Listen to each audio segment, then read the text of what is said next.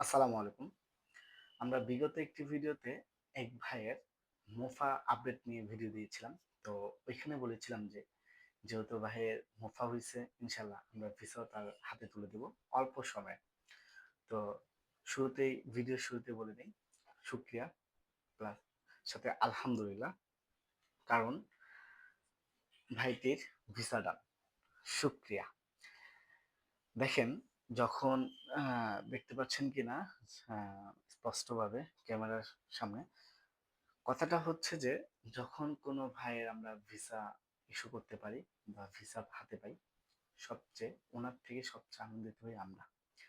কারণ উনি যখন আমাদের কাছে পাসপোর্ট তুলে দেয় বা ওনার কি বলে যে যত ডকুমেন্ট বা পেপার আমাদের কাছে দিয়ে দেয়, সেদিন থেকে শুরু করে ভিসা দেওয়ার আগ মুহূর্ত পর্যন্ত আমাদের কমিটমেন্টটা জানি ঠিক থাকে, সেজন্য আমরা অনেক চিন্তিত থাকি যে আদৌ আমরা ভিসা দিতে পারবো কিনা, দ্বিধাদ্বন্দ্ব আছে কিনা। তো যখন উনি সকল বাধা বিপত্তি পার হয়ে বা অতিক্রম করে আমরা কোনো ভাইয়ের বা কোনো ক্লায়েন্টের হাতে ভিসা আমরা দিতে পারি, তখন সবচেয়ে বেশি খুশি আমরা। কারণ অনেক আমরা যেরকম কষ্ট করি সেম কষ্ট ওই ক্লায়েন্ট বা ওই ভাইও করে থাকে।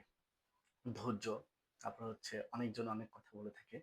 ধরেন যখন এই ভাইটার নাম হচ্ছে মিন্টু ভাই। তো উনি যখন প্রথমে আমাদের কাছে বই জমা করে, তো ওনাকে অনেক কথাই বলছে, অনেকে ওনার আত্মীয় স্বজন, কোথায় বই জমা দিছিস, ভিসা হবে কিনা, টাকা মেরে দিবে, অনেক কথা বলছে, বলে না অনেকজনে পাড়া প্রতিবেশী। তো উনি কারো কথায় কান না দিয়ে আমাকে বলছে যে ভাই আগে যান, আল্লাহ ভরসা, কপালে যা আছে হবে ইনশাল্লাহ। তো আমি বলেছিলাম যে ভাই যারা আপনাকে কি বলে যে কটু কথা শোনাচ্ছে, ইনশাল্লাহ কোনো এক সময় আল্লাহ যদি চায় ওই কটু কথার জবাব আপনি মুখে না কাজে দিবেন। ইনশাল্লাহ উনি আজকেই এই জবাবটা দিতে পারবে তার আত্মীয় স্বজন বলেন, পাড়া প্রতিবেশী বলেন, যাই হোক ওই কথা না টানি। কথাটা হচ্ছে যে যখন কোনো ক্লায়েন্ট আমাদের কাছে পাসপোর্ট জমা করেন, ওনার থেকে সবচেয়ে বেশি চিন্তিত থাকি আমরা। কখন তার পাসপোর্টটা বা কখন তার ভিসা ইস্যু হবে, কখন তার আমরা ভিসাটা হাতে দিতে পারবো, সবচেয়ে বেশি চিন্তিত থাকি আমরা। কারণ কমিটমেন্ট সবচেয়ে বড় জিনিস। এই ট্রাভেল এজেন্সিতে বা হচ্ছে ম্যান পাওয়ার জগতে অনেক রকমের লোক আছে। ভাই এক কথা বলতে গেলে ভালো লোক আছে, খারাপ লোক আছে। তো যে ভালো লোকের হাতে পড়ে আলহামদুলিল্লাহ ওনার লাইফ সেট।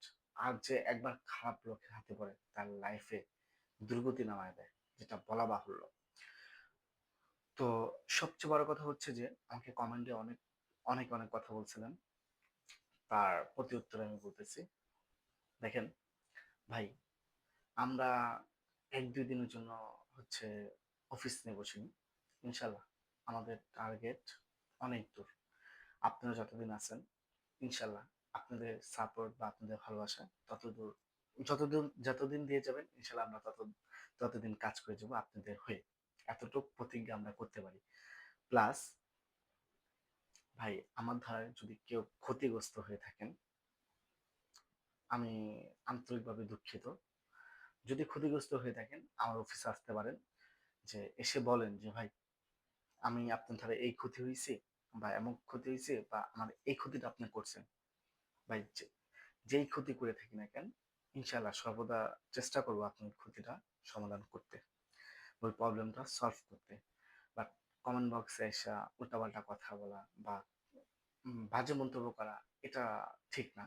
তো যাই হোক, আমরা সবচেয়ে বড় কথা হচ্ছে যে ভাইটার হাতে আমরা ভিসা দিতে পারছি, এটাই শুক্রিয়া। ওনার রিসেন্টলি হচ্ছে ফ্লাইট হবে হয়তোবা 28 তারিখে, মেবি চলতি মাসে ডিসেম্বরের 28 তারিখে। তো তখন ওনাকে নিয়ে একটা সরাসরি ভিডিও হবে। আহ, এই পর্যন্ত আপনারা থাকেন, আশা করছি সামনে ভালো একটা আরো কিছু ভালো ভিডিও নিয়ে আসবো। তো আমার ভিডিওগুলো যদি ভালো লেগে থাকে আমার ইউটিউব চ্যানেলটা সাবস্ক্রাইব করে রাখতে পারেন।